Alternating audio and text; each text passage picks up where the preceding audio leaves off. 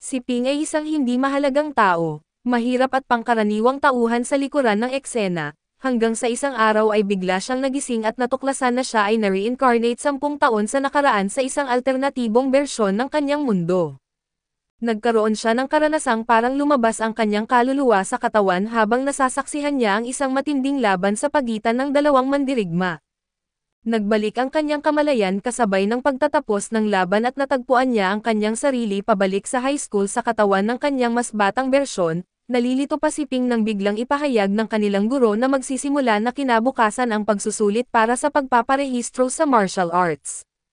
Hindi niya maalala na may ganitong asignatura sa kanyang dating panahon at isa sa kanyang mga kaibigan ang nagsabi na sayang lang ang pera kung sasali sila, dahil hindi naman sila kailanman nagpakita ng interes sa pagiging mandirigma.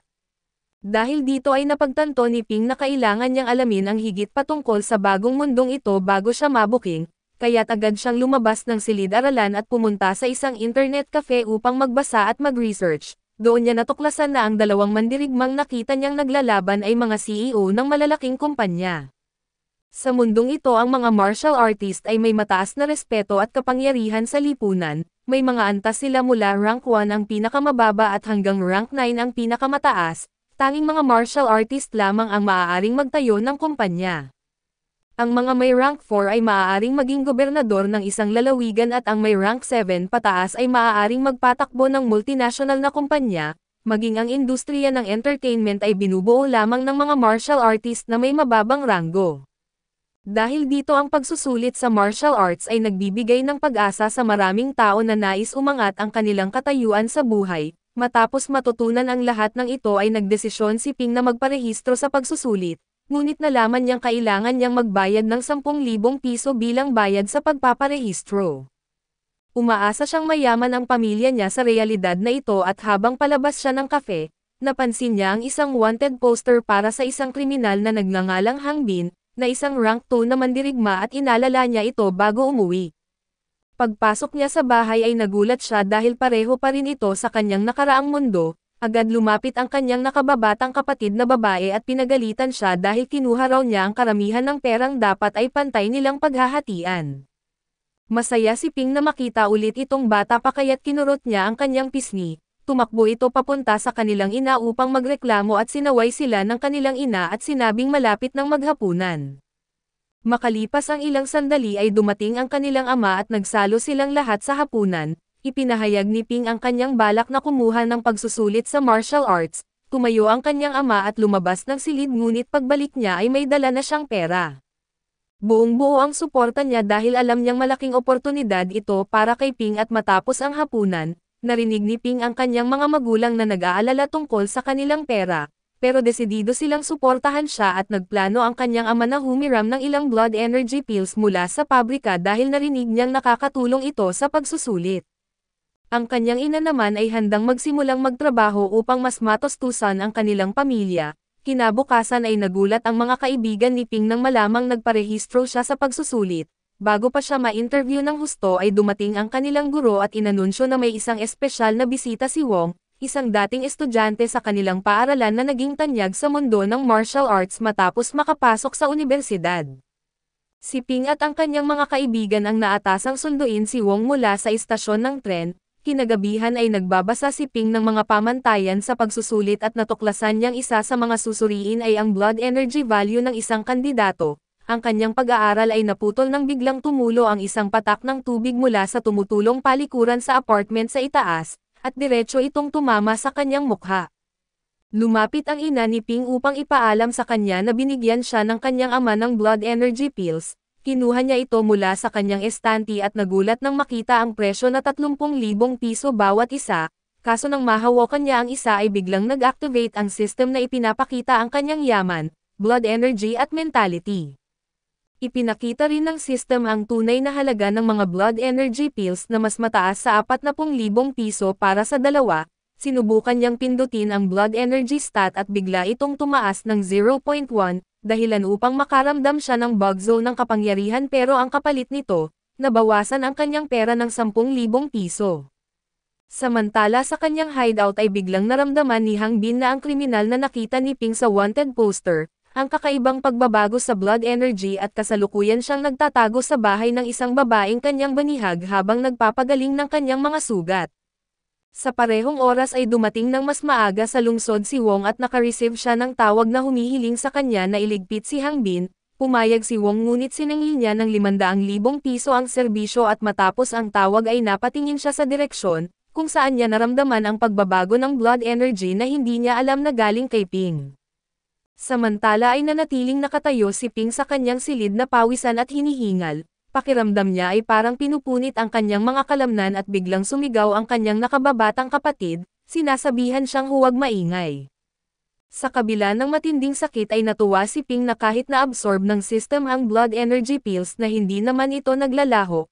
Kinabukasan ay nagtungo si Ping at ang kanyang mga kaibigan sa istasyon ng tren upang salubungin si Wong. Hindi niya maintindihan kung bakit lahat ay sobrang bilib sa kanya.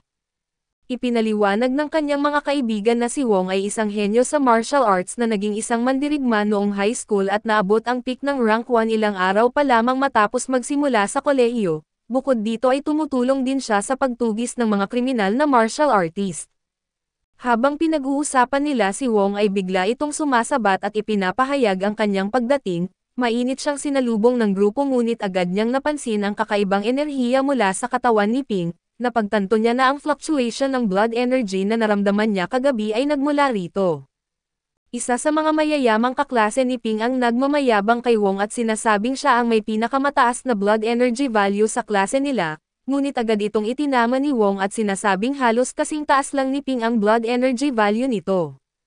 Nagulat ang lahat at agad nilang tinanong si Ping kung ilang pildores na ang nainom niya, nagtanga-tangahan siya at iginiit bunga lang iyon ng kanyang physical training. Matapos nito ay inihatid ng grupo si Wong sa paaralan at habang naglalakad ay napag-usapan nila ang minimum blood energy value na kailangan upang makapasa sa pagsusulit. Sinabi ni Wong na kailangang umabot ng 110 points. Nang makarating sa paaralan ay nagbigay si Wong ng kanyang lecture sa harap ng nagagalak na mga estudyante. Pagkatapos ng kanyang talumpati ay binigay niya ang kanyang numero kay Ping at sa kanyang mga kaibigan sakaling kailanganin nila ng tulong. Tumanggi siyang sumama sa kanilang hapunan bago umalis. Matapos ang lecture ay naisip ni Ping na kailangan niya ng maraming mapagkukunan kung nais niyang maging isang martial artist, ngunit hindi niya maaaring gamitin ang limitado na pera ng kanilang pamilya para rito at mabilis siyang umuwi. Naalala niyang tumutulo pa rin ang tubig sa kanyang kwarto. Samantala si Hangbin ay tahimik pa ring nagpapagaling ng kanyang mga sugat. Nananatiling mababa ang kanyang profile upang walang makahalata na naroon siya sa lungsod. Biglang may kumatok sa pinto na dahilan upang siya ay maging alerto at napagtanto niyang si Ping ang kumakatok, dahil nakatira ito sa apartment sa ibaba na naging pala kaibigan si Ping sa babaeng may-ari ng apartment, kaya gusto niyang pumasok upang ayusin ang tumutulong tubo. Nang marinig ni Hangbin ang boses ni Ping at nataranta ang bihag niyang babae, dahilan upang aksidenteng matamaan ang isang lamesa kung saan bumagsak ang isang fishbowl. Agad na sinenyasan ni Hangbin ang babae na manahimik at bago niya binuksan ang pinto, binanggit niyang nirentahan niya ang kwarto ilang araw pa lang ang nakakalipas, ipinaalam naman ni Ping ang tungkol sa tagas sa palikuran. Dahil ayaw maghinala ni Ping at pinayagan siya ni Hangbin na pumasok upang tingnan ang problema, napansin ni Hangbin na ang fluctuation ng blood energy na naramdaman niya noon ay nagmula pala kay Ping. Samantala habang inaayos ni Ping ang tumutulong tubo ay napansin niya ang lumang bandage ni Hangbin, bigla niyang naalala na nakita niya ito noon sa mukha ng kriminal na nasa wanted poster. Dumating si Hangbin upang tingnan siya at napagtanto na maaaring nahalata na ni Ping kung sino siya, kaya't sinabihan niya itong huwag umalis at sinimulan niyang tanungin si Ping tungkol sa hinahanap na kriminal. Ngunit nagtanga-tangahan si Ping. Habang kausap siya ni Hangbin na lihim siyang nagpadala ng SOS message kay Wong, ngunit agad niyang napansin na tila naramdaman ng kriminal ang kanyang kasinungalingan at agaran niyang nilock ang pinto na eksaktong sandali kung kailan may natanggap na tawag si Ping. Sinagot ni Ping ang tawag at mabilis na binalaan si Wong sa panganib na kinasasangkutan niya. Bago pa man siya makapagbigay ng karagdagang impormasyon ay mabilis siyang binugbog ni Hangbin. Tinadyakan palayo at dinurog ang kanyang cellphone. Matapos nito ay inalis ng kriminal ang kanyang bandage na isiniwalat ang malalim at pangit na sugat sa kanyang mukha, ginawa niyang malinaw na hindi niya maaaring hayaang mabuhay si Ping, hirap nang tumayo si Ping dahil ubos na ang kanyang lakas mula sa matinding pagbugbog sa kanya at sinisi siya ni Hangbin sa pagkawasak ng kanyang perpektong hideout. Mabilis na umatake ang kriminal upang tapusin si Ping kaso ginamit niya ang ilan sa kanyang wealth points upang muling mapupunan ang kanyang blood energy. Nanlaki ang mata ni Hangbin sa kanyang nakita at hindi niya maintindihan kung paano biglang nakarecover si Ping. Sa matinding galit ay sunod-sunod siyang inatake ng kriminal kaso nagawa niyang maiwasan ang ilang suntok bago muli siyang bumagsak. Sa huling sandali bago siya tuluyang mapaslang ay dumating si Wong at iniligtas siya, pinabagsak si Hangbin bago niya magawa ang anumang mapanganib na hakbang. Ipinahayag ni Wong na nasa lugar siya upang imbestigahan ang pagbabago sa blood energy, kaya't siya ay eksaktong dumating sa tamang oras at samantala ay pinalaya ang bihag na babae. Maya-maya ay dumating ang mga kalalakihang nakaitim upang dakpin si Hangbin. Nagulat si Wong na kahit na nasugatan at nanghihina ay nagawa pa rin ni Ping na makipaglaban sa isang rank 2 na mandirigma. Alam niyang may tinatago ang kanyang junior at gayunpaman, hindi nagbigay ng detalye si Ping tungkol sa kanyang system at iginagalang ni Wong ang kanyang desisyong panatilihing sikreto ito. Ibinabaling ni Wong ang kanyang pansin sa bag ni Hangbin at napansin ang isang third-ranked stone. Napagtanto niyang naghahanda rin ang kriminal na umangat sa rank 3 at kinuha ni Wong ang stone at ilang mataas na antas ng resources, subalit iniwan niya kay Ping ang natitira upang makatulong sa paghahanda para sa martial arts exam. Nag-alala si Ping na tila siya ang nakinabang ng husto kaso sinigurado ni Wong na kinuha lamang niya ang kailangan niya. Pagkatapos nito ay ipinaliwanag niya ang iba't ibang epekto ng mga gamot at ang una ay ang blood energy pill na ginagamit upang itaas ang limitasyon ng blood energy. Pinakamainam itong inumin bago maging ganap na mandirigma dahil humihina ang bisa nito kalaunan. Pangalawa, ang blood energy elixir na ginagamit ng mga ganap na mandirigma upang maabot ang susunod na antas at pinakamahalaga ito sa final breakthrough ng isang yugto.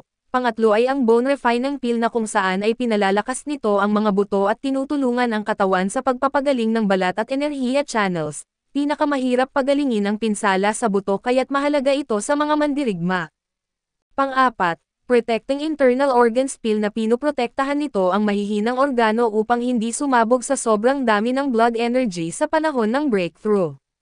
Binalaan ni Wong si Ping na huwag basta-bastang inumin ang mga gamot, nangako rin siyang bibigyan si Ping ng impormasyon tungkol sa iba't ibang martial arts schools kung makakapasa siya sa pagsusulit. Biglang naantala ang kanilang pag-uusap nang dumating ang nakababatang kapatid ni Ping mula sa paaralan. Labis itong natuwa nang makita si Wong at nag-fangirl sa kanya dahilan upang matawa si Ping. Pagbalik sa kanyang silid ay sinuri ni Ping ang mga gamot na naabsorb ng system at ang halaga ng lahat ng pills ay umabot sa mahigit 2 milyon, dahil dito ay nag-update ang system upang ipakita ang kanyang mga stats batay sa kasalukuyang mundo. Sa kasalukuyan ang kanyang blood energy ay nasa 110 calories, ginamit niya ang ilan sa kanyang wealth points upang palakasin ang kanyang sarili bago ang pagsusulit. Bilang paghahanda pa ay binigyan din siya ng kanyang guro ng mga aklat sa martial arts na maaaring makatulong sa kanya sa pag-unlad bilang isang mandirigma. Isang araw ay inimbitahan si Ping ng kanyang mayamang kaibigan sa bahay nito upang sukatin ang kanyang blood energy value dahil hindi siya makapaniwala na magkapantay lang sila. Matapos ang klase ay pumunta sila sa bahay ng kanyang kaibigan at nagulat ito nang makita na ang blood energy value ni Ping ay higit sa 100, inulit nila ang pagsukat ngunit nanatili ang parehong resulta at nagpatuloy si Ping sa kanyang pagsasanay at pag-aaral bilang paghahanda sa pagsusulit. Dumating na ang araw ng martial arts exam at kasama ang kanyang mga kaibigan, umabot sila sa huling bahagi ng pagsusulit at sila ay pinapapunta sa isang malaking bulwagan na puno ng mga blood energy measuring machines. Ipinaliwanag ng examiner na ang passing mark ay 112 calories, pumasok ang lahat ng kandidato sa kanilang pods at sinimulang ilabas ang kanilang enerhiya, lahat ay nagpakitang gilas upang makuha ang kanilang pinakamataas na score. Samantala nagpatuloy si Ping sa pagpapalabas ng enerhiya kaya't napansin siya ng lahat. Laking gulat ng examiner nang makita na umabot sa 149 calories ang blood energy value ni Ping na halos kapantay ni Wong. Matapos makuha ang kanyang resulta at tinawagan niya si Wong at nagkasundo silang magkita sa City Sports Arena, masayang ipinagdiwang ni Ping at ng kanyang mga kaibigan ang kanilang tagumpay at lahat sila ay nakapasa. Si Ping ang may pinakamataas na marka at ang kanyang mga magulang ay naiyak sa tuwa nang makita ang kanyang resulta.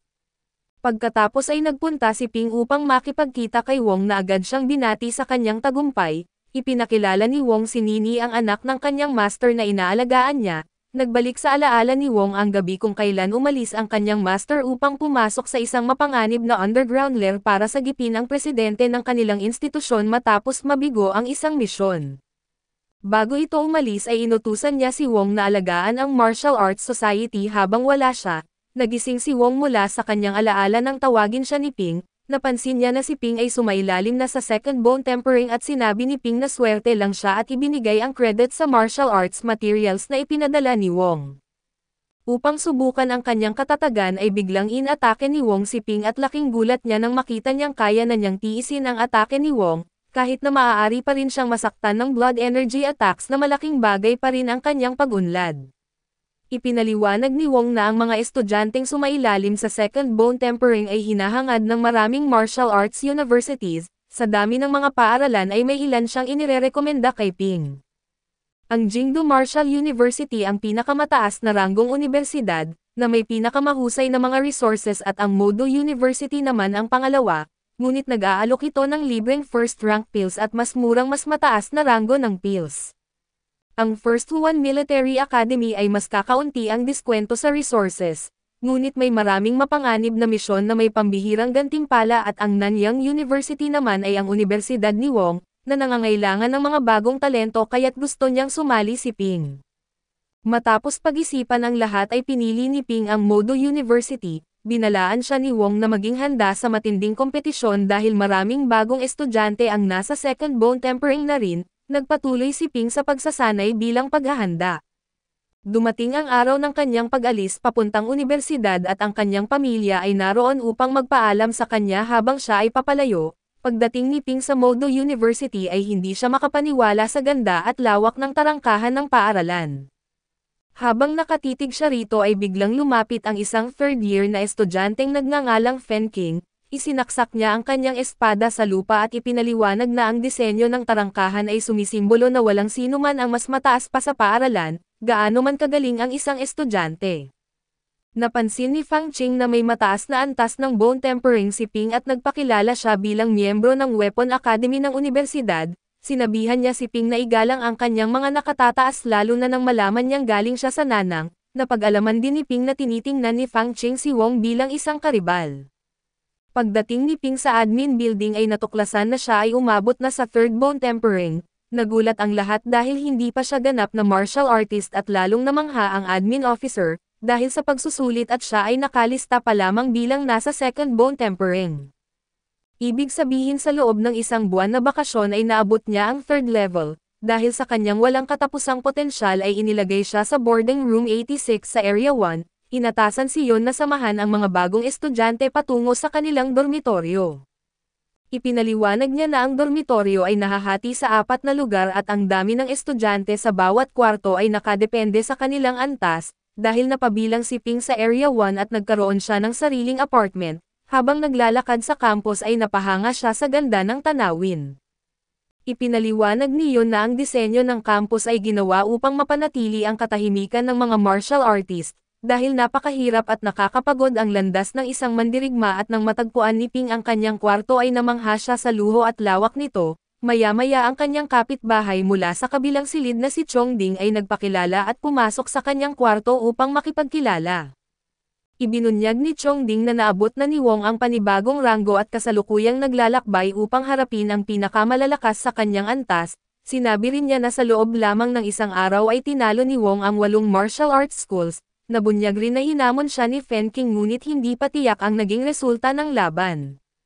Nang malaman ni Chongding na naabot na ni Ping ang third bone tempering ay napapahiya siya, kahit na siya ay isang first-rank martial artist na hindi niya iniisip na mas malakas siya kaysa kay Ping. Ipinapaalala niya kay Ping na dapat silang pumunta sa Field 1 ng eksaktong 3 PM para sa mentor speech.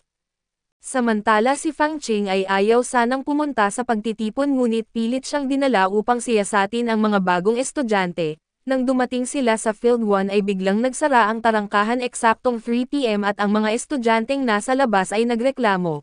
Ngunit biglang naglabas ng napakalakas na pressure ng blood energy ang guro ng Weapon Academy na si Jing na dahilan upang tumahimik ang lahat. Ipinaliwanag niya na lahat ng hindi umabot sa oras ay mawawalan ng 20 credits. Sa labas ng unibersidad ang isang credit sa Modo University ay nagkakahalaga ng 30,000 kaya't halos umiyak ang mga nahuli at bilang mga bagong estudyante, 50 credits lamang ang ibinibigay sa kanila kaya ang pagkawala ng 20 ay isang malaking dagok. Pinapaalala ni Jing na dapat sundin ng mga estudyante ang bawat patakaran sa unibersidad dahil hindi nila tinatanggap ang katamaran at kayabangan. Ipinaliwanag din niya ang mga mahahalagang prinsipyo na dapat nilang matutunan habang nag-aaral sa paaralan. Habang siya ay nagsasalita na isa-isa nang dumating ang iba pang mga mentor at habang papalapit sila sa entablado ay naglabas sila ng kanilang blood energy, dahilan upang bumagsak ang karamihan sa mga estudyante subalit ang mga talentado na estudyante ay nanatiling nakatayo at ipinakilala ang kanilang sarili. Naglabas din si Ping ng kanyang enerhiya at namangha ang mga guro nang makita nilang umabot siya sa ganoong antas ng hindi pa nagiging isang ganap na martial artist. Nagbigay ng daan ang mga guro nang lumabas ang punong guro na si Ren at sa kanyang pagdating, isang mainit at malakas na enerhiya ang bumalot sa buong lugar na naramdaman ng lahat. Siya ay isang 8th rank martial artist at isang Golden Body Master at malugod niyang tinanggap ang mga bagong estudyante at nagbigay ng isang maikling kasaysayan ng unibersidad, pati na rin ang kanilang pangarap na hubugin ang susunod na henerasyon ng mga mandirigma na magpoprotekta sa kanilang mundo. Matapos ang kanyang talumpati ay inanunsyo ni Jing na lahat ng mga bagong estudyante ay makakatanggap ng isang top-grade blood energy pill. Ipinaalam din niya na ang kanilang training competition ay magsisimula sa loob ng 20 minuto sa gusali ng pagsasanay. Biglang napagtanto ni Ping na ang lahat ng kanyang mga kaklase ay magiging kanyang mga kalaban. Pinangunahan ni Tutor Fan ang grupo patungo sa pasilidad at ipinaliwanag na ito ay may kabuuang 9 na palapag, gayunpaman ay hanggang ika-4 na palapag lamang ang maaaring maabot ng mga bagong estudyante sa kanilang pagsubok. Ang bawat palapag ay kumakatawan sa isang aspeto na bumubuo ng isang ganap na mandirigma. Ang unang palapag ay ang College of Humanities na nakatuon sa pananaliksik sa kasaysayan ng mga mandirigma. Ang ikalawang palapag ay ang College of Manufacturing na nagdadalubhasa sa paggawa ng elixirs at energy stones. Ang ikatlong palapag ay ang Tactical Academy, kung saan pinag-aaralan ang iba't ibang estratehiya at estilo ng pakikipaglaban. Ang ika-4 na palapag ay ang Weapons Academy na nakatuon sa paggamit ng mga armas at aktwal na labanan. Ang palapag kung saan mananatili ang mga estudyante sa pagtatapos ng kompetisyon ay ang paaralan kung saan sila magpapabilang. Ang bawat palapag ay maaaring maglaman ng hanggang 400 katao. Ang sinumang papasok sa isang palapag na umabot na sa limitasyon ay mawawalan ng 30 credits kaya't kailangang lumaban ang mga estudyante upang makuha ang kanilang nais na posisyon, habang pinipigilan din ang iba na lalagpas sa bilang. Bibigyan ang lahat ng kahoy na sandata upang ipaglaban ang kanilang posisyon at wala ng ibang patakaran maliban dito. Nang matapos ang paliwanag ay agad na bumukas ang mga pintuan at ang ilan ay nanatili sa unang palapag, samantalang ang mga mas ambisyoso ay mabilis na kumuha ng kanilang kahoy na armas upang umakyat sa mas mataas na palapag. Nagsimula ang matinding pagtakbo at labanan patungo sa ika-4 na palapag at habang umaakyat si Ping at Changding, naghiwalay sila sa pag-asang magkikita sa itaas. Napansin ni Ping na marami sa mga estudyante ang hindi sanay sa tamang teknikal na pakikipaglaban, kaya't nadismaya siya sa kanilang kakayahan.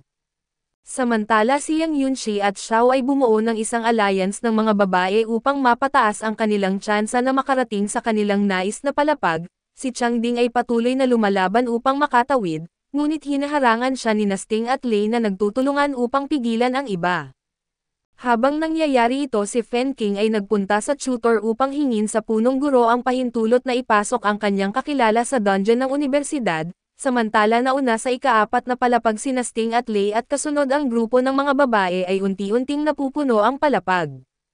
Pagdating ni Changding ay agad niyang hinamon si Sting at napabagsak ito at nanalo siya sa kanilang laban at ilang sandali lang ay nakarating din si Ping sa ika-4 na palapag, subalit muli siyang nadismaya nang makita ang mahihinang kakayahan ng karamihan sa kanyang mga kaklase. Ikinumpara niya sila kay Wong at sinabing masyado silang mahina. Nasaktan ang iba sa kanyang sinabi kaya't inutusan ni Jing ang lahat na pagsamahang talunin si Ping upang patunayan nilang karapat-dapat sila sa unibersidad.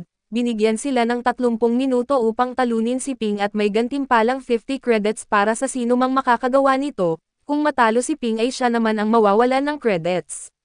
Ngunit kung manalo si Ping at makakakuha siya ng isang credit sa bawat non-martial artist na matatalo niya, 5 credits para sa bawat martial artist na kanyang matatalo at sa kabila ng matinding laban na naghihintay ay pumili si Chang Ding na sumanib kay Ping, kahit na dalawa lang sila laban sa 300 estudyante. Mabilis nilang sinimulan ang laban at nagsimulang pabagsakin ang alon ng mga estudyante na umatake sa kanila, ginamit pa ni Ping ang mukha ni Lei bilang shield laban sa atake ni Yang.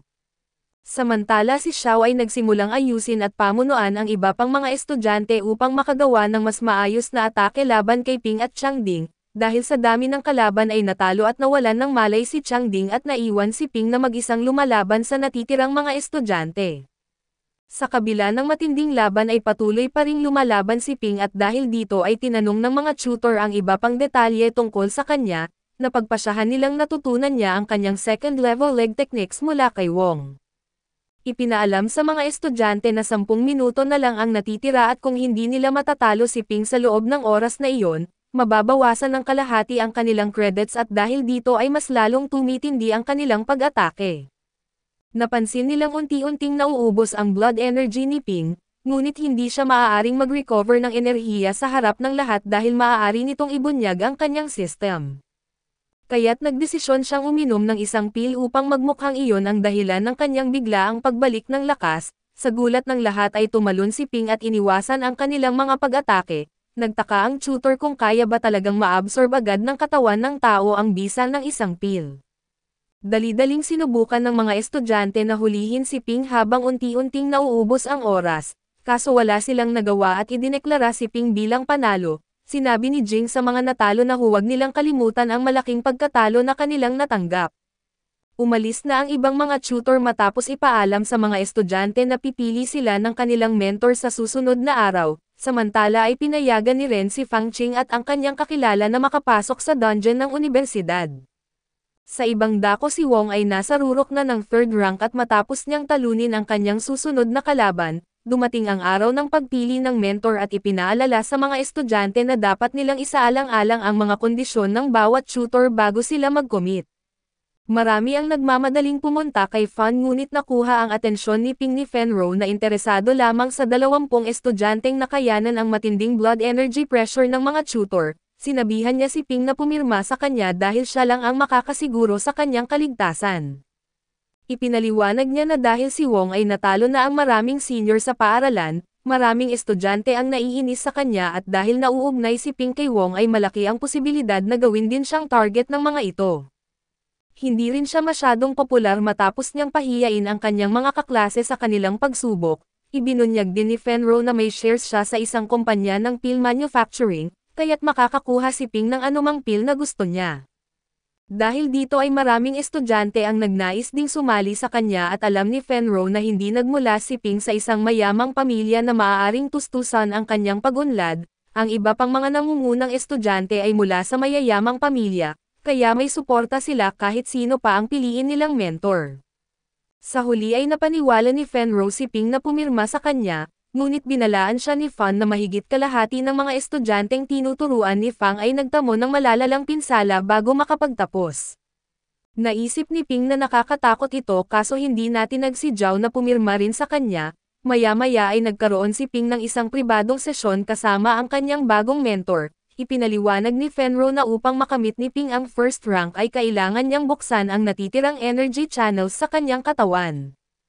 Inutusan niya itong inumin muna ang organ protective at bone refining pills na nagbukas ng energy channels sa kanyang braso, pagkatapos ay uminom siya ng blood energy pill at pinalabas ang kanyang enerhiya, dahilan upang buksan ang iba pang pathways sa kanyang katawan.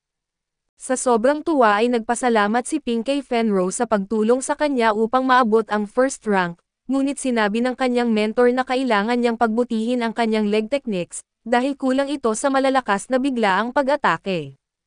Sinabihan siyang dalhin si Xiao sa kanilang unang klase kaso nabigla si Ping nang bigla siyang sinampal matapos niyang humingi ng mataas na kalidad na first rank pills. Pagkaalis ni Ping ay nakatanggap ng tawag si Fenro mula sa kanyang estranged husband na si Quishan, dahilan upang maapektuhan ang kanyang emosyon upang pakalmayan ang kanyang sarili at tiningnan niya ang larawan ng kanyang yumaong anak na babae. Kinabukasan ay nag-ensayo sina Ping at Zhao sa kanilang mga sipa pero lumapit si Fenro at ipinakita ang isang bagong teknik. Sinipa niya ang isang kahoy na poste at nabutas ito at ipinakilala niya ito bilang foot jab. Ang teknik na ito ay ginagawa sa pamamagitan ng pagtutok ng blood energy sa isang punto na may kombinasyon ng bone tempering, kaya't singlakas ito ng bala ng baril at sinubukan ito ni Ping subalit halos mabali ang kanyang paa. Sinabihan siya ni Fenro na pumunta sa logistics department upang kumuha ng pointed alloy boots at pagkatapos ng sesyon, kailangan niyang gumamit ng saklay dahil ipinagpatuloy ng kanyang master ang pagsasanay niya kahit may iniindang pinsala. Nang makarating siya sa logistics department at nagulat siya na ang pinakamahinang klase ng boots ay nagkakahalaga ng 40 credits, nakatumbas ng 1,000,000 sa labas ng unibersidad at sinubukan ng matandang tagapamahala na mas gawing sulit ang alok, kaya't isinama nito ang isang D-alloy knuckle duster sa halagang 50 credits. Bagamat nag-alangan ay pumayag si Ping sa alok dahil may dagdag siyang credits mula sa mga estudyanteng tinalo niya sa pagsubok. Maya-maya ay dinala ni Fenro ang kanyang mga estudyante sa training hall, ngunit doon ay hinamon si Ping ng mga senior dahil natalo ni Wong ang kanilang kapatid. Gusto nilang ipaglaban ni Ping si Wong dahil may koneksyon sila at bagamat masakit pa ang kanyang paa ay tinanggap ni Ping ang laban. Ang labanan ay mamonitor ng martial arts club kaya't nagsimula na ang unang kalaban. Sa kanilang unang palitan ng atake ay napaatras si Ping gamit ang kanyang bagong knuckle dusters at matapos ang unang sagupaan, binago niya ang kanyang estratehiya at sinimulang umiwas bagamat nahihirapan pa rin si Ping sa laban, nabaligtad niya ang sitwasyon nang ipakita niya ang kanyang kakayahang gamitin ang holding ground technique, isang pamamaraan na nagbibigay daan sa kanya upang tumayo sa manipis na hangin. Mabilis siyang sumugod pababa at nagbitaw ng isang makapangyarihang foot jab dahilan upang ma-knockout ang kanyang kalaban. Nagulat ang referee ng laban na isang baguhan pa lang ang may ganitong antas ng kasanayan, kaya agad niyang kinilala si Ping bilang panalo. Maya-maya ay dumating si Wong kasama si Fen King na hinamon niya ang mga senior na may problema sa kanya sa isang laban at sa loob lamang ng ilang sandali, madaling tinalo ni Wong ang lahat ng kanyang kalaban. Matapos ang laban ay nagpunta sila ni Fen King at Ping upang kumain ng kebab, dito na isiniwalat na si Wong pala ang kakilala ni Fen King na nais niyang ipasok sa dungeon at ibinigay ni Fen King ang approval document kay Wong. Nagpalit ng usapan at napunta sa National Freshman Exchange Competition na magaganap sa mga susunod na buwan, ipinaliwanag ni Wong na ito ay isang labanan sa pagitan ng mga paaralan upang makuha ang mas maraming resources. Pinayuhan niya si Ping na maghanda dahil sa unang pagkakataon ito ay magsasahimpapawid ng live sa buong bansa, ito ay isang napakalaking oportunidad upang makilala siya sa buong bansa. Ipinatawag ang nangungunang mga first-year students sa isang pagpupulong kung saan ipinaliwanag ang mga detalye ng kompetisyon, ang Modo University ang host ng kompetisyon at ang paaralan na mananalo ay makakatanggap ng 20% na dagdag sa kanilang taunang alokasyon ng resources, habang ang mga matatalo ay magkakaroon ng mas kaunting supply. Lalo itong naging mahalaga dahil maraming maliit na paaralan ang naniniwala na ang Modo at Jingdo ay bumagsak na at nasasayang lamang ang kanilang resources. Nagdulot ng ingay ang paniniwalang ito matapos talunin ni Wong ang ilang third-ranked students mula sa parehong paaralan. Hinikayat ni Fan ang mga piling estudyante na patunayan ang kanilang halaga dahil kung hindi ay magmumukha lamang silang pabigat sa kompetisyon. 10 estudyante ang napili upang lumaban at sila ay inatasan na maabot ang pinakamataas na antas ng first rank bago magsimula ang torneo. Si Ping ang hinirang na kapitan ng koponan dahil siya ang may pinakamaraming credits sa kanyang klase, gayunpaman ay ipinaalam ni Fenro na hindi pa siya lubos na sumasang-ayon sa paglahok ng kanyang mga estudyante, sinabi niyang i-atras niya sila kung may hindi inaasahang panganib. Upang maghanda ay nagsimula silang kumuha ng mga totoong misyon sa pamamagitan ng pagharap sa mga rogue warriors. Sa kanilang unang pagsubok sila ay nabugbog ngunit pagkatapos pag-aralan ang kanilang mga pagkakamali, nagwagi sila sa kanilang pangalawang pagtatangka. Kasunod nito ay ibinigay na sa kanila ang kanilang mga tunay na sandata upang gamitin sa pagsasanay. Si Ping ay nakatanggap ng isang glaive, ngunit hindi sinasadyang sirain ang ilang bahagi ng campus nang subukan niya ito.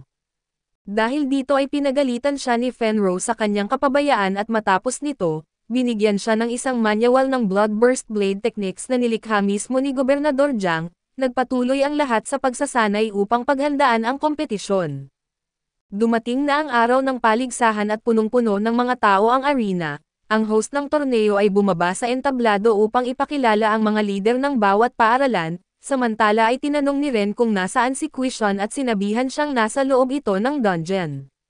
Dumating din ang mga kaibigan ni Ping mula sa high school at kasama ang kanyang kapatid na babae na si Nene upang suportahan siya. Pumunta sila sa backstage na kung saan ang koponan ay binibigyan ng huling pananalita ni Fan bilang paghahanda sa laban. Samantala isang live streamer ng martial arts na nagngangalang Dolly ang sumunod sa kanila upang makakuha ng exclusive content, laking gulat niya nang malamang si Ping ang kapitan ng koponan. Ipinapaalala ng kanyang kapatid na babae na siya pa rin ang presidente ng Ping Club kaya't ginawa niya si Ping bilang vice-presidente. Nagtaka si Ping sa kung ano ang club na ito ngunit sinabi ni Dolly na sumali na siya bilang opisyal na journalist ng grupo at ang kanyang trabaho ay pagandahin ang imahe ni Ping. Naghanda na ang koponan upang lumabas at inilahad ng host ang unang paaralan at ito ang Jingdu Martial Arts School. Ipinadala nila ang kanilang pinakamahusay na freshman at ang kanilang kapitan ay si Hu, ang pambansang kampyon sa martial arts. May mga chismis na siya ay nakamit na ang second rank kaya't isa siyang malakas na kalaban. Kasunod nito ay inilahad naman ang 8 School Alliance at ang Martial University Alliance, dahil ang ilang paaralan ay hindi nakakatugon sa mga pangangailangan ng kompetisyon. Nagtipon sila ng mga piling mandirigma upang makabuo ng isang koalisyon. Ang huling koponan na ipinakilala ay ang Modo University ang host ng kompetisyon at sila rin ang matagal ng karibal ng Jingdo. Lumabas ang bawat kapitan sa entablado upang kunin ang kanilang draw balls. Ang mga bola ay itinapon sa hangin at mabilis na kinuha ng bawat kapitan ang kanilang napiling bola. Itinaas nila ito upang ipakita ang magiging match-up ng bawat koponan at sa huli, tumayo si Ren sa entablado at nagbigay ng isang talumpati bago opisyal na sinimulan ang kompetisyon. Ang unang laban ay sa pagitan ng Jingdu Martial Arts School at ng Martial University Alliance. Pumila ang kanilang mga kapitan upang magharap at pareho silang may lakas na katumbas ng second rank. Matapos ang maikling pagpapakilala ay agad na sumugod si Mingo kaso madaling iniwasan at hinarangan ni Hu ang kanyang mga pag-atake. Ipinakita pa ni Hu ang isang mas advanced na airwalk na isang teknik na karaniwang nagagawa lamang ng second o third rank martial artists. Nagpatuloy ang kanilang matinding sagupaan kaso nakapagpatama si Hu ng isang kritikal na saksak gamit ang kanyang sibat. Sinubukan pigilan ni Mingo ang kanyang kalaban sa pamamagitan ng pagkapit sa sibat at paghatak dito, sa kabila ng sakit na dulot ng sugat. Habang nasa malapit na distansya ay sinubukan niyang patamaan ng isang malakas na suntok, ngunit iniwasan ito ni Hu at inilabas ang nakatagong talam sa kanyang sibat at bago pa man tumama ang kanyang counterattack, ipinahinto ni Hu ang kanyang sibat ilang pulgada mula sa leeg ni Mingo na dahilan upang siya ay sumuko. Dahil sa ipinakita ni Hu nag-aalala si Jing na baka may uuwi ng Jingdo ang dagdag na resources dahil masyado itong may malawak na karanasan sa labanan, gayunpaman ay may tiwala pa rin si Ren sa kanyang mga estudyante. Samantala si Dolly ang live streamer ay naghahanap ng oportunidad na kumita ng malaki sa pamamagitan ng pagbebenta ng mga advertising slots sa kanyang live stream. Sa buong mundo ay maraming tao ang nanonood ng laban. Habang nangyayari ito si Fang King at Wong ay naghahanda ng pumasok sa Modo Dungeon, samantala sa arena ay nanalo si Wang Ziyang mula sa sikat na Fang family kaya't natapos ang unang round ng mga laban. Ang susunod na serye ng laban ay sa pagitan ng Modo University at ng 8 School Alliance at si Ping ang unang lalaban at sa pag-aalala, mabilis na lumapit ang kanyang nakababatang kapatid at sinabihan siyang huwag nang lumaban. Ngunit ngumiti lamang si Ping at tiwala niyang sinabing isa siyang martial artist bago tuluyang lumakad patungo sa arena. Eksaktong dumating ang kanyang ama sa bahay at sakto upang mapanood ang laban ng kanyang anak. Nang humarap si Ping sa kanyang kalaban at agad niyang napansin na nakikita nito ang lahat ng kanyang kahinaan, habang tumatawa ay sumugod ang kalaban upang umatake kaso hinaranggan ito ni Ping. Bigla niyang hinati ang kanyang glaive upang ipakita ang isang nakatagong pangalawang sandata, sabay itinulak pa atras ang kanyang kalaban at nagpalitan sila ng ilang suntok at saksak, hanggang sa muling ikabit ni Ping ang kanyang glaive at inilabas ang kanyang ultimate attack na Bloodburst Frenzy Blade Attack. Sa isang iglap ay nawasak ang sandata ng kanyang kalaban at bumagsak ito sa lupa. Dahil sa ipinakitang lakas ni Ping at napansin siya ni Ren at ng iba pang mga kapitan, natapos ang laban nang sumuko ang kalaban na nakahandusay sa lupa. Nagulat ang mga kaibigan ni Ping sa kanyang lakas at hindi makapaniwalang umabot siya sa antas na ito, Habang naghahanda si Changding upang lumaban ay binanggit ni Ping na siya ang susunod na haharap sa kalaban. Si Weiyan ang kapitan ng 8 School Alliance ay pinakalma ang kanyang teammate matapos matalo at ipinaliwanag niyang hindi ito isang malaking kabiguan dahil sa kanilang laban, natansya niya na ang ultimate attack ni Ping ay gumagamit ng halos 60 cows ng lakas. Pinaghihinalaan niya na hindi na ito kayang ulitin ni Ping kaya't inatasan niya ang susunod na kalaban na ubusin ang natitirang enerhiya ni Ping, ngunit hindi nila inaasahan na iinom si Ping ng 2 top-grade blood energy pills, dahilan upang ganap na maibalik ang kanyang lakas. Nagulat ang lahat nang makita siyang muling lumakas sa isang iglap dahil sa kanilang reaksyon, ikinatuwa ni Ping na hindi nila napapansin na ginagamit niya ang kanyang system upang makabawi. Sa sobrang inis ay nagdesisyon si Changding na magpahinga at pumunta sa banyo dahil hindi siya nabigyan ng pagkakataong lumaban, samantala ay pinayuhan ni Weiyan ang kanyang kakampi na atakihin ang mga binti ni Ping, dahil sa tingin niya na mas hindi ito kasinghasa ng kanyang pangitaas na katawan. Nagsimula ang laban at walang tigil na inatake ng pangalawang kalaban ang mga binti ni Ping, hanggang sa tuluyang mapatambo siya sa lupa at mabilis na nakabawi si Ping. Agad niyang pinakawalan ang isang foot jab na nagtapos sa laban. Ngunit hindi na hinintay ni Weiyan na makarecover si Ping at agad siyang sumugod na isang hudyat ng pagsisimula ng kanilang laban, muli niyang iniwasan ang mga atake at nagulat ang lahat nang ipakita niya ang kanyang void stance. Maging ang kanyang mga kakampi ay hindi alam na kaya niyang gamitin ang teknik na ito, namangha ang mga punong guro ng iba't ibang paaralan sa antas ng labanang ipinapakita ng mga kasalukuyang first-year students. Dahil sa kaya niyang lumutang sa ere ay nagkaroon siya ng pagkakataong inumin ang kanyang pills upang magmukhang iyon ang dahilan ng kanyang mabilis na pagbangon, hindi niya rin pinansin ang babala ni Weiyan tungkol sa mga panganib ng labis na pag-inom ng pills. Nang bumalik na sa normal ang kanyang blood energy ay bumaba siya sa lupa at muling hinarap si Weiyan at nagkaroon sila ng matinding sagupaan, kaya't kinailangan pang harangin ni Ren ang ilang ligaw na atake upang hindi madamay ang iba.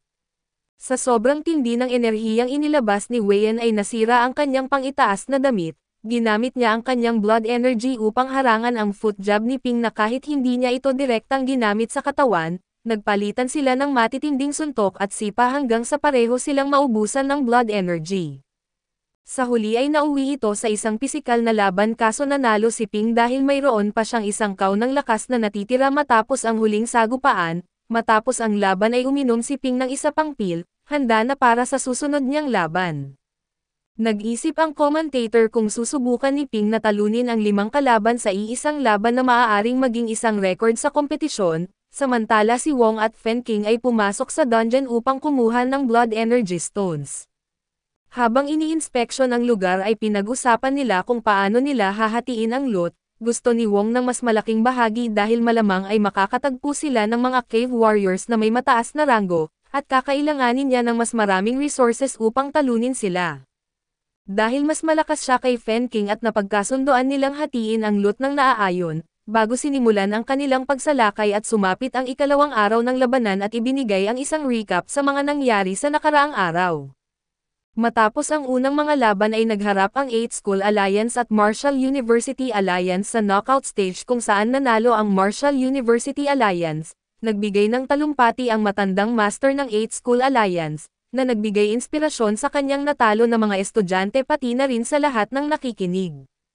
Ibinunyag rin ang MVP ng nakaraang araw at si Ping ay napabilang sa listahan. Muling umakyat ang commentator sa entablado upang ipaliwanag kung paano tatakbo ang kompetisyon mula rito. Maghaharap ang Modo University at Jingdu Martial Arts School at ang mananalo ay diretso sa finals, habang ang matatalo ay lalaban muna sa Martial Arts Alliance at ang mananalo sa labanang ito ay susulong sa finals. Nagulat si Ping nang marinig na hindi siya lalahok sa laban kontra Jingdu. Ipinaliwanag ni Fan na masyado na niyang naipakita ang kanyang mga kakayahan sa unang laban, kaya't ito ay magiging malaking disadvantage sa kanya.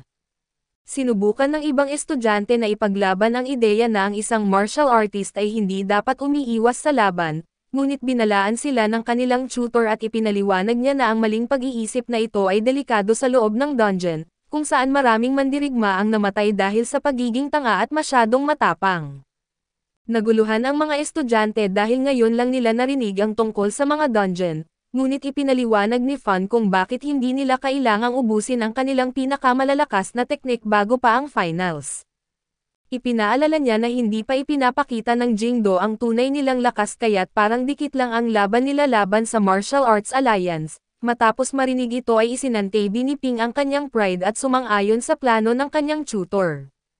Kahit matalo sila sa laban kontra Jingdo, alam nilang kaya nilang talunin ang nanghihinang Martial Arts Alliance sa ikatlong laban at makapasok pa rin sa finals, kung saan maaari silang lumaban sa Jingdo sa mas maayos na kondisyon. Tinawag na ang mga koponan at lumabas na ang mga matchup. Nagtaka ang mga manunood kung bakit hindi kasali si Ping kaya't medyo nag-aalala ang ilan sa kanila. Si Xiao ang unang sumabak sa laban-laban sa kanyang kalaban na isang powerhouse.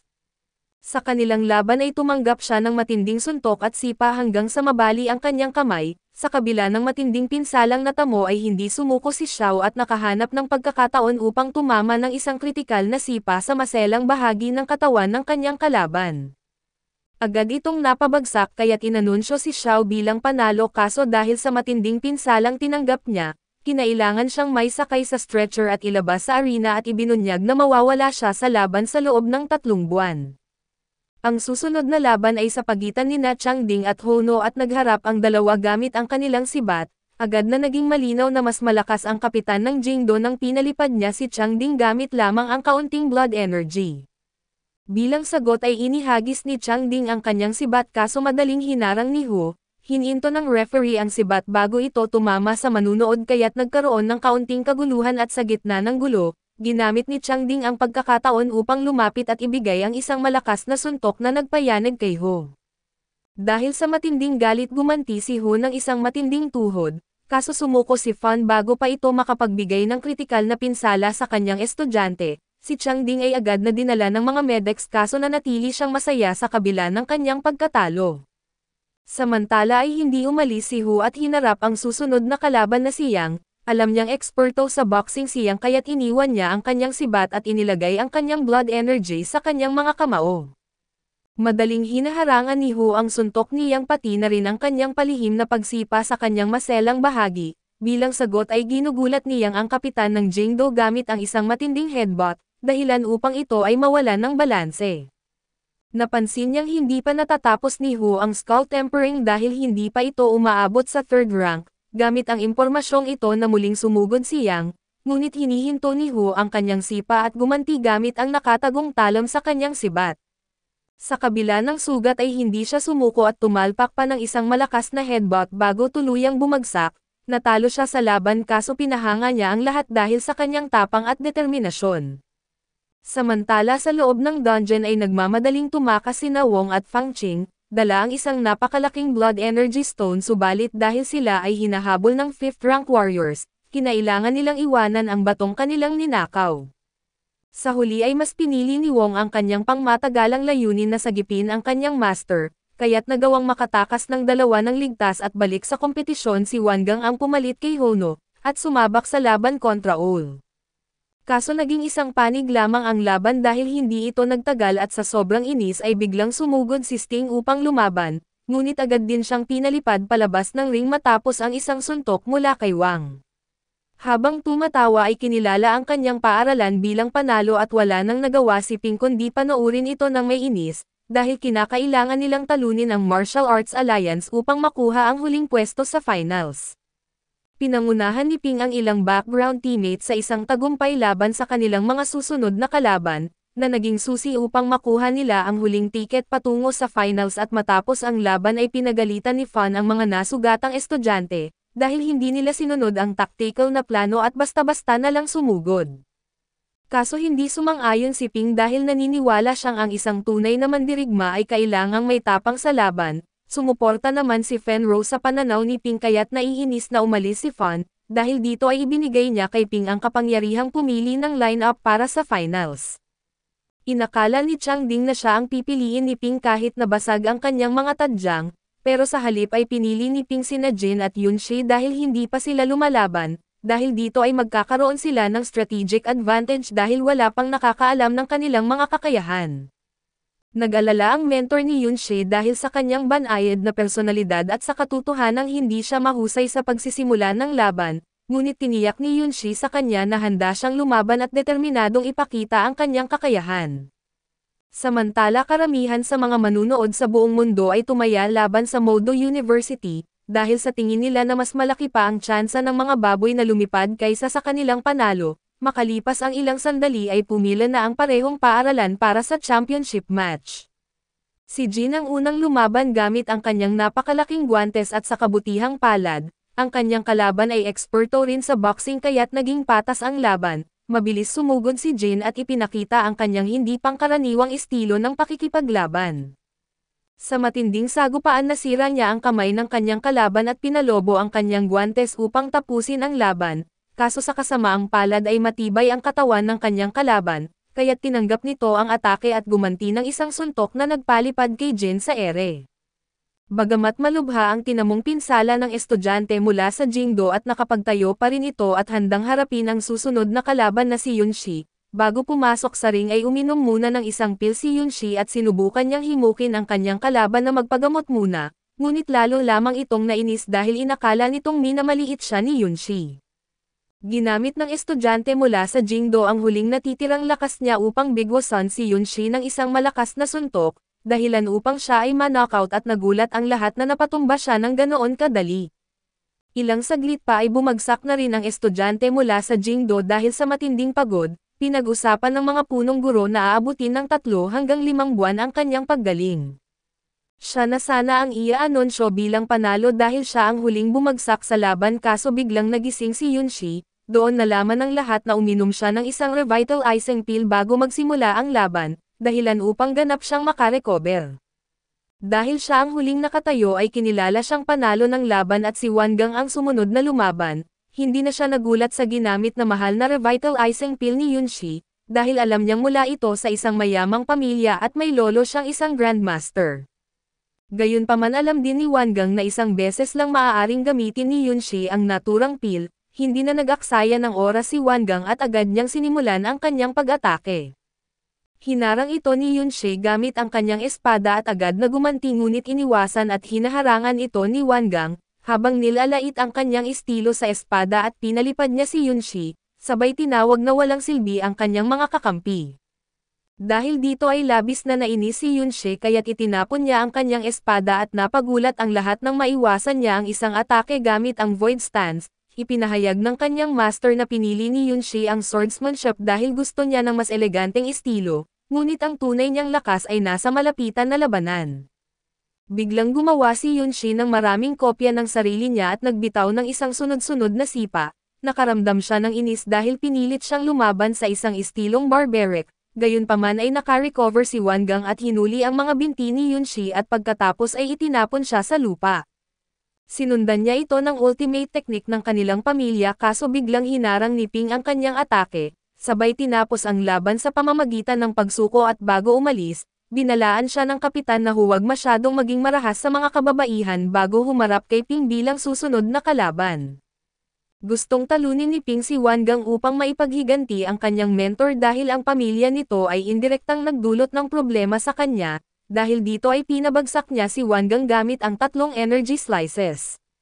Bago mahulog sa sahig ay nasalon ni Ho ang kanyang kaibigan at maingat na inilapag ito sa lupa, pagkatapos ay tumalon siya paitaas upang harapin si Ping sa pangwakas na laban at ayaw ni Ping na matatabunan ng reputasyon ni Ho ang buong Modo University, kaya nagmadali silang sumugod sa isa't isa.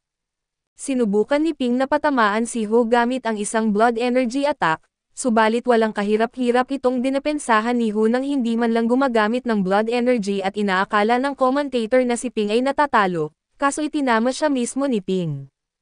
Nagpatuloy ang matinding laban at unti-unting napansin ng mga manunood ang tunay na lakas ni Ping at ang iba sa kanila ay itinuturing na siya ay kasing husay na ni Ho. Sunod-sunod na umatake si Ping kaso iniwasan ito ni Ho at biglang pinabagsak siya at sa pagkakataong ito, gumamit na si Ho ng blood energy attacks kaya't mas malaki ang natamo na pinsala ni Ping. Habang nakahiga sa lupa ay hindi makapaniwala si Ping na malapit na siyang matalo at muntik na siyang mawalan ng malay at nang biglang mag-activate ang kanyang system, nag-isip si Ping kung paano niya matatalo ang isang kalaban na kasing lakas ni Ho. Naalala niya ang payo ng kanyang master na huwag lamang umasa sa mga natutunang teknik kundi lagyan ito ng sariling estilo at sa sandaling iyon, may natuklasan si Ping at biglang bumabalot sa kanya ang isang malakas na enerhiya. Inakala ng commentator na uminom siya ng isang revitalizing pill, ngunit alam ni Ho na hindi iyon ang dahilan at ang pagbabalik ng kanyang lakas ay bunga ng kanyang pisikal na kakayahan at doon ay muling kumuha ng sandata si Ping, sinimulang gamitin ang mga teknik ng iba't ibang mandirigma na lumaban sa kompetisyon. Dahil dito ay napigilan niya si Ho sa isang sunod-sunod na atake at sa huli ay nabali niya ang sandata ng kanyang kalaban, sabay nagbitaw ng isang suntok na may blood energy na nagpabagsak kay Ho at idineklara si Ping at ang kanyang universidad bilang panalo, habang masayang naghiyawan ang kanyang mga kaibigan at kapatid na babae. Maging sina Wong at Fang King na nanunood mula sa kanilang mga hospital bed ay nagulat sa naging resulta, pinahanga ng labanang ito ang mga punong guro ng iba't ibang paaralan, at iniisip nilang si Ping ang maaaring maging pinuno ng bagong henerasyon ng mga martial artist.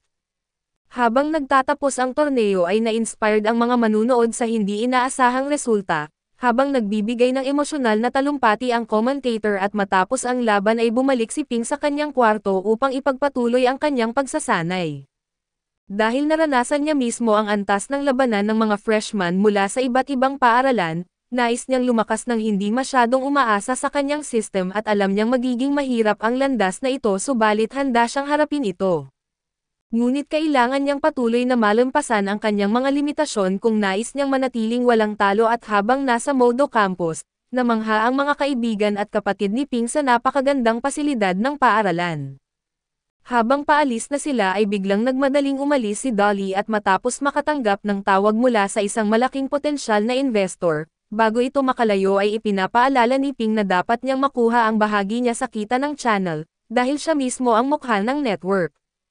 Ibinunyag din na lahat ng paaralan ay magbabakasyon upang ipagdiwang ang bagong taon, uuwi si Ping kasama ang kanyang pamilya at mga kaibigan mula sa high school at bago sila umalis, sinalubong siya ni na Chang Ding at iba pang kaklase sa tarangkahan ng unibersidad. Ganap na silang nakabawi sa kanilang mga pinsala dahil naglaan ng mga resources ang paaralan para sa kanilang rehabilitasyon bilang gantimpala sa pagkapanalo nila sa torneo. Nagkasundo silang lahat na umabot sa second rank bago bumalik mula sa bakasyon. Habang nasa tren pauwi ay nalaman nilang lumabas na ang listahan ng pinakamalalakas na estudyante. Nagulat ang kapatid ni Ping nang makita niyang pang-anim ang kanyang kuya sa ranggo. Kaso hindi nagulat si Ping dahil mahigit 60,000 ang mga estudyante sa universidad na nasa antas ng mga elite. Ipinahayag niya na wala siyang pakialam sa rankings dahil naabot na niya ang second rank noong gabi mismo ng torneo at ayaw niya munang ipaalam ito sa iba, kaya't itinago niya ang impormasyon na humanga ang kanyang mga kaibigan, lalo na nang mapag-usapan nilang si Wang ay nakamit din ang second rank sa kanyang unang taon. Pagdating nila sa kanilang lungsod ay nagdesisyon si Ping na maglakad pauwi kasama ang kanyang kapatid at upang makita kung ano na ang mga nagbago mula noong huli siyang nandoon, habang naglalakad ay nasaksihan nila ang mga paghahanda para sa pagdiriwang ng bagong taon. Habang kumakain ng merienda at isang tsuper ng taxi ang nakapansin sa kanya at humingi ng autograph para sa kanyang anak, sinabi rin nito kay Ping na siya na ngayon ang ipinagmamalaki ng kanilang lungsod, matapos ang kanyang kamangha-manghang pagtatanghal sa exchange competition. Maya-maya ay may ilan pang mga kabataan ang lumapit at humingi ng autograph, sinabi nilang na-inspire sila sa kanyang tagumpay kaya't gusto nilang sumali sa martial arts exam, binigyan sila ni Ping ng mga salitang pampalakas loob at hinimok silang maging mas malakas pa kaysa sa kanya. Pagdating niya sa kanilang bahay na masayang sinalubong siya ng kanyang mga magulang at binigyan siya ng mainit na yakap, kinabukasan ay nagising si Ping nang may ngiti sa kanyang mukha, masaya na nakapagpahinga siya ng maayos sa kanyang pinakakomportableng lugar. Ibinunyag din niya na nag-upgrade ang kanyang system matapos ang matitinding laban, pero napakamahal ng gastos ng pag-upgrade na umabot ito ng mahigit 10 milyong peso, kaya't napaiyak siya nang malamang aabot ng 100 na milyong piso ang susunod na upgrade. Lumabas siya upang magpahangin kaso biglang dumating ang opisyal na umaresto kay Ben noong natalo nila ito, ipinabatid nito kay Ping na nais siyang bigyan ng lungsod ng bahay sa isa sa pinakamahal na komunidad bilang pasasalamat sa kanyang mga nagawa. Dahil sa kanyang pagsikat pati na rin sa mga tagumpay ni Wong ay maraming mga investor ang napukaw ang interes na mamuhunan sa kanilang lungsod, tinawagan ni Ping si Wong upang kumpirmahin ang gantimpala at iginiit nitong tama ito at wala siyang dapat ipag-alala. Ipinakita ni Ping sa kanyang pamilya ang kanilang bagong bahay at napamangha sila sa laki at ganda nito, siniguro niya sa kanyang ina na wala itong anumang ilegal na kasangkot at dali-daling tumakbo ang kanyang kapatid upang piliin ang kanyang silid, habang iminungkahi ni Ping na doon na nila ipagdiwang ang bagong taon. Habang naghahanda ng pagkain ang kanilang ina, ang iba naman ay nagsabit ng mga decoration, samantala ang ibang estudyanteng mandirigma ay kanya-kanyang paraan ng pagdiriwang ng bagong taon. Matapos ang bakasyon ay natapos ang pagdiriwang at bumalik ang lahat sa kanilang pagsasanay. Pagbalik nila sa paaralan at lahat ay nagawang umabot sa second rank, ngunit nagulat sila nang sabihin ni Ping na siya ay nasa rurok na ng second rank. Ang kanilang usapan ay naputol nang tumawag ang isa sa kanyang mga dating kaklase sa high school, inimbitahan siya kasama ang top freshman ng Wudong University, sa Nanjing University at pumayag si Ping, kaso matapos ang tawag ay nalaman nilang si Wong ang pumilit sa kanya na imbitahin sila. Pagdating nila sa Nanjing University, namangha sila sa elegante at mapayapang kapaligiran na isang malaking kaibahan sa kanilang paaralan, na may mas matinding atmosfera ng kompetisyon. Hindi naman na-impress si Yang sa campus at malaya niyang ipinahayag ang kanyang opinyon. Dito isang hipster na nakasuot ng beanie ang sumita sa kanya at sinabing maghinay-hinay siya bago siya masaktan. Nainis si Yang dahil isang hindi martial artist ang nagtangkang umasta ng matapang, ngunit bago pa lumala ang kanyang sagot ay dumating ang kaibigan ni Ping sa harap ng tarangkahan upang salubungin sila. Sa checkpoint sinuri ng seguridad ang kanilang kapangyarihan at napahanga ang mga gwardya sa kanilang enerhiya. Naging mas maayos ang kilos ng mga estudyante sa paligid nang dumating si Wong upang salubungin ang mga bisita.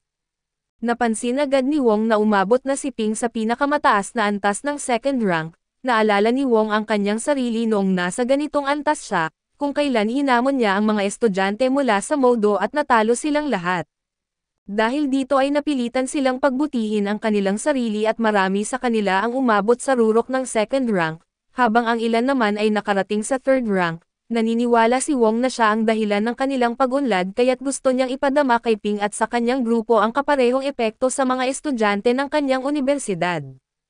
Pinayagan ni Ping ang laban matapos siyang ialok ni Wong ng magagandang blood energy pills kung mananalo sila at sumang-ayon ang iba, at dahil gusto rin nilang subukan ang kanilang kakayahan, tumawag si Ping kay Tutor Fan upang hingin ang pahintulot na lumahok sa laban. Bilang suporta ay nagpadala rin ang guro ng ilang blood energy pills upang makatulong sa kanilang paghahanda. Ang din ng kanilang batch ay sasama rin upang tiyakin ang kanilang kaligtasan, at habang nangyayari ito ay nagpapatayo si Wong ng isang entablado, kaso napapagalitan niya ang kanyang mga junior matapos makita niyang nagsisimula silang maglatag ng mga upuan. Para kay Wong ang mga mandirigma sa madla ay dapat na kayang tumayo at panoorin ang laban. Makalipas ang ilang sandali ay dumating si Master B dala ang mga pills na ibinigay ni Fan. Ipinaalam niya na ang Dean ay kasalukuyang nasa pagpupulong kasama ang gobernador. Biglang sumisingit si Wong at sinabing tapos na ang mga paghahanda. Dumagsa ang mga manunood kaso may ilang estudyante ang na-offend dahil hindi sila makapaniwalang may mga first-year students mula sa Modo na naglakas loob na lumaban-laban sa kanilang third at fourth years. Nagalit si Wong at sinermonan ang mga hecklers na sinasabing ang mahina ay walang karapatang mang-trash talk sa malalakas, dahil sa kanyang mataas na kapangyarihan sa universidad, at nagbanta siya na kung matatalo ang kanilang paaralan, tataasan ang presyo ng mga resources para sa lahat ng mandirigma ng 5%. Bukod dito, ang lahat ng hindi pa nagiging martial artist pagdating ng ikalawang taon ay ititiwalag sa paaralan. Sinubukan magprotesta ng hipster na may beanie ngunit agad siyang pinaalis ni Wang, at para sa kanya, isang pribilehiyo ang maging isang mandirigma at dapat itong seryosohin. Maya-maya ay dumating ang punong guro, ang gobernador at ang dean ng Modo University. Sumang-ayon ang punong guro sa desisyon ni Wong, dahil kailangan nilang magkaroon ng mas malalakas na mandirigma upang mapanatili ang kaligtasan ng lipunan. Napag-alaman din na ang gobernador mismo ang lumikha ng Blood Fury Blade Technique, at ito ang teknik na ginagamit ni Ping, at sa puntong ito, nagmungkahi si Wong sa punong guro na tanggalin ang 70% ng kanilang estudyante kung matatalo sila, upang maituon ang mga resources sa mga elite martial artists lamang. Labis na nagulat ang lahat ng aprubahan ito ng punong guro at hindi makapaniwala si Ping kung gaano kalaki ang impluwensya ni Wong sa universidad. Sa huli ay ipinaliwanag ang mga alituntunin ng laban. Ang mananalo sa laban ay uusad sa susunod na round at ang matatalo ay aalis sa entablado at hindi na makakabalik. Ang huling nakatayong mandirigma ang magbibigay ng panalo sa kanilang paaralan. Si Lei ang unang lumaban at tinalo ang kanyang kalaban na spearman gamit ang isang matinding sipa, kaso agad siyang bumaba ng entablado dahil masyado siyang napagod upang makuha ang panalo. Si Wong naman ay itinuro si Ping bilang susunod na lalaban at medyo nagdadalawang isip si Ping, lalo na nang makita niyang isang babae ang kanyang kalaban at sa simula, nilalaro niya ito sandali bago pinatumba gamit ang isang palm strike sa tiyan. Tinawag niya itong mahina kaya tumakbo ito palabas ng entablado ng umiiyak. Matapos mapanood ang laban ay napansin ng mga matatandang martial artist ang husay ni Ping sa kanyang stance technique. Sunod na umakyat ang susunod na kalaban at sa pagkakataong ito ay walang balak maging magalang ang kapitan, dahil lalaki ang kanyang katunggali at hindi na nagpakilala si Ping dahil ayon sa kanya, hindi niya inaalala ang mahina. Dahil sa kanyang mayabang na ugali ay naiinis ang mga manunood pero natutuwa si Wong dahil gumagana ang kanyang plano. Agad na tinapos ni Ping ang laban sa isang 200 kal energy attack na dahilan upang isang atake lang ay bumagsak ang kalaban. Pagkatapos nito ay uminom siya ng isang pil upang mabawi ang kanyang enerhiya at habang papalapit ang kanyang susunod na kalaban na si Go na isang boksingero, pinagmasdan ni Ping ang kanyang aura at napagtanto niyang si Go ang pinakamalakas sa lahat ng second-ranked warriors ng Nanjing University. Bilang respeto ay itinapon ni Ping ang kanyang sandata dahil nais niyang lumaban gamit lamang ang kanyang kamao. Nagsimula ang isang matinding sagupaan at kahit nakasabay si Ping sa una, napansin niyang mas marami siyang ginamit na enerhiya kaysa kay Go. Dahil dito ay napunta siya sa mas mahirap na posisyon lalo na nang magsimulang sunod-sunod ang atake ni Go at sa kanyang sitwasyon, hindi niya maaaring palihim na mag-recover ng enerhiya dahil mabubunyag ang kanyang system.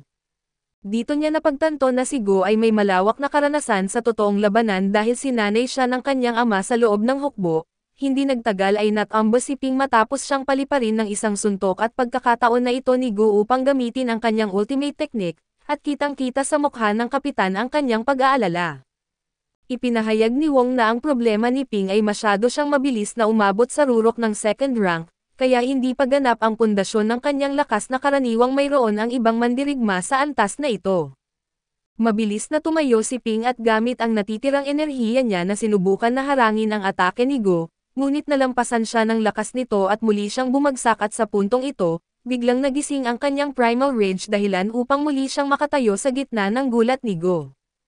Nagpatuloy ang laban sa isang malapitan at brutal na sagupaan kung saan palitan sila ng matinding suntok at sipa. Nagulat ang kanyang mga kaibigan nang makita siyang may mapanganib at mabangis na tingin sa kanyang mga mata. Sa bawat suntok ay naririnig ang tunog ng kanilang buto kaya't ipinaliwanag ni Master B na pareho silang umaasa sa bone tempering upang makayanan ang pinsalang natatanggap nila. Dahil sa matinding labanan ay nais ng punong guro at nang din na ihinto ang laban at ideklara itong tabla, ngunit iminungkahi ng gobernador na hintayin pa ng kaunti bago ihinto ang laban. Samantala ay hinawakan ni Ping si Go at walang tigil na pinagbabangga ang kanyang ulo sa kalaban dahilan upang ito ay mabigla at mawalan ng depensa. Sa huli ay pinakawalan ni Ping ang isang matinding sipa dahilan upang lumipad si Go palabas ng entablado at bumagsak sa nag-aalalang madla. Habang may halatang mabangis na ekspresyon sa kanyang mukha tumawag si Ping ng susunod na kalaban, ngunit pinatigil na ni Wong ang laban at sinasabing napatunayan na ni Ping ang kanyang lakas, dito nalaman na mas mahina ang skull tempering ni Go kumpara kay Ping kaya't iyon ang dahilan ng kanyang pagkatalo. Matapos ang laban tinanong ni Wong ang mga estudyante kung may nais pang hamanin si Ping at nagbigay siya ng talumpati. Tinanong kung nais ba nilang habang buhay na manatili sa ilalim ng iba at hinimok silang magsikap upang maibalik ang dangal ng kanilang paaralan sa pamamagitan ng pagkatalo kay Ping. Dahil dito ay napuno ng determinasyon ang mga estudyante at nangakong hindi na sila matatalo sa susunod na pagkakataon, natuwa si Wong dahil nakita niya ang apoy sa kanilang mga mata at matapos ang laban, nagkaroon ng pagpupulong sina Ping at Wong kasama ang gobernador. Sinabi ng opisyal na may malaking tsansa si Ping na maabot ang antas ng isang master, dahil dito ay inalok siya ng isang posisyon sa Martial Department pagkatapos niyang makapagtapos, ngunit binigyan siya ng oras upang pag-isipan ang alok. Bilang gantimpala ay ibinigay ng gobernador kay Ping ang manual ng mas pinahusay na bersyon ng Blood Fury Blade Technique, bukod pa rito ay ginawaran siya ng titulong Deputy Admiral ng kanilang lungsod, habang si Wang naman ang hinirang na Honorary Admiral. Sa kabila ng lahat ng ito ay tinanggihan muna ni Ping ang alok dahil pakiramdam niya ay kailangan pa niyang lumakas, lalo na pagkatapos ng kanyang laban kay Gu at nais niyang umabot sa 3rd rank, kaya iginagalang ng gobernador ang kanyang desisyon. Lumipas ang ilang araw ay tumawag ang kaibigan ni Ping mula sa Nanang University, nagrereklamo na hindi na siya malayang makagalaw sa kanilang paaralan dahil si Ping ay kinikilalang public enemy number 1, lahat ng estudyante ay alam na siya ay kaibigan nito. Sinagot lang siya ni Ping na dapat niyang palakasin ang kanyang sarili dahil kung malakas siya, walang sino man ang magtatangkang hamanin siya at matapos ang tawag, pumasok siya sa isang pasilidad upang makipagkita sa kanyang master. Pagdating niya ay nakita niya si Fen King na ngayon ay nasa rurok na ng 3rd rank at walang hirap na tinalo ang ilang estudyante. Sinubukan ng isa sa kanila na tumayo laban kay Fen King kaso hindi siya umabot sa parehong antas, kaya't napakalaki ng agwat ng kanilang lakas. Ipinakita ito ni hindi man lang niya masaktan si Fen King at mabilis natapos ang laban, nang makita ng lahat kung gaano kalayo ang agwat ng kanilang kakayahan, pinagmasdan ito ni Ping at napagtanto niya kung anong uri ng lakas ang kailangan upang marating ang rurok ng 3rd rank. Subalit agad na natigil ang pagyabang ni Fen King nang bigla siyang itinapon ni Fang Gu sa pader dahil sa pinsalang idinulot niya sa pasilidad sa kanyang pagpapakita ng lakas. Bukod pa rito ay sinisingil siya ng bayarin sa pagpapagawa ng mga nasira niya. Habang sinusundan ni Ping ang kanyang master ay ipinaliwanag nito ang iba't ibang pasilidad ng paaralan na tumutulong sa mga mandirigma na makamit ang kanilang breakthrough. Ipinaliwanag niya na ang lakas at kakayahan ng isang peak 3rd rank warrior ay napakalayo sa mga naunang ranggo. Ang isang high-level 3rd rank warrior ay kayang lumaban sa 10 mid-level 3rd rank warriors at lumabas na panalo. Sinabihan ni Fenro si Ping na mag-book ng 5 oras sa isang espesyal na silid ng pagsasanay. Ngunit halos maiyak si Ping nang marinig niya kung magkano ang halaga nito at pagpasok niya, agad niyang naramdaman ang matinding energy particles sa paligid. Ipinaliwanag ng kanyang master na mas magiging epektibo ang kanyang cultivation sa loob ng chamber. Habang pinagmamasdan siya ng kanyang master at nagulat ito nang makita niyang sinubukan agad ni Ping na makamit ang breakthrough. Ayon sa kanya tanging ang mga nasa 6th rank lamang ang may kakayahang gamitin ang ganoong uri ng mental strength.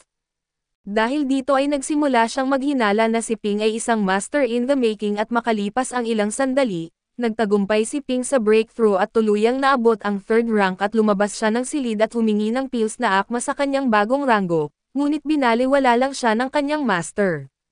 Samantala ay nababahala si Principal Ren at ang Dean dahil hindi pa bumabalik si Master B at ang kanyang grupo mula sa dungeon. Lumabas ang isang opisyal na dokumento na nag-uutos sa lahat ng 2nd rank warriors na pumasok sa dungeon. Iminungkahi ng Dean na bigyan ng pagkakataon ang mga bagong mandirigma na tuklasin ang mga ligtas ng bahagi ng dungeon, upang masanay sila sa tunay na labanan ngunit nais ni Ren na tiyakin ang kanilang kaligtasan na kahit na kailangan silang protektahan ng palihim, dahil hindi pa handa ang bansa sa kung anumang paparating mula sa mga dungeon. Habang naghahanda para sa pagsasanay ang mga 2nd rank warriors at nagpunta si Ping sa isang underground class, kung saan tanging mga 3rd rank warriors lamang ang maaaring dumalo pero bago pa siya makapasok, lumapit sa kanya si Yunshi na halatang balisa at tinanong kung nasaan ang kanyang master. Hindi nagtagal ay dumagsa ang mga estudyante sa Southern Gates at matapos malaman na may mga nasawi sa huling ekspedisyon, nakahinga ng maluwag si Yunshi nang makita niyang ligtas si Master B, ngunit ang kanyang ekspresyon ay agad na nagbago nang makita niyang nawala ang isa sa mga braso ng kanyang master.